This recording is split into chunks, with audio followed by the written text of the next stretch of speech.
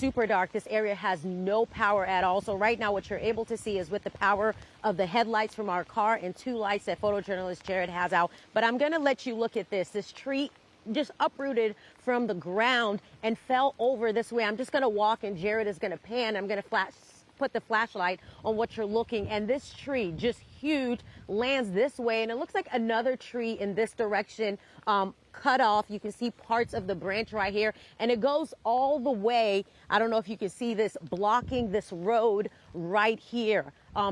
Earlier when we came this way, you couldn't see people come through this road, and that's also because it looks like there are power lines down in this direction. This entire neighborhood blocked off, and it looks like the people who live in this house, I don't want to say they're trapped, but it looks like they may not have a way out. When we pulled up earlier, we saw someone standing on the porch right there. We yelled out to them to ask if they were okay. They said they were. Earlier, before we drove back in this direction, we did see THP driving in this area. I guess they were trying to look for damage or make sure that people are okay. But Lauren and Rebecca, this isn't the only scene in all of Madison. Most of this area, Emmett Avenue, Argyle Avenue, we've seen signs down on the road. We've seen many roads that look like this with trees covered over them so people can't go in any direction. Actually, just probably less than a mile in this direction, we saw a house. It didn't seem like anyone was living in the house at the moment, but there was a tree probably about this size, it seemed like, on the back of the house.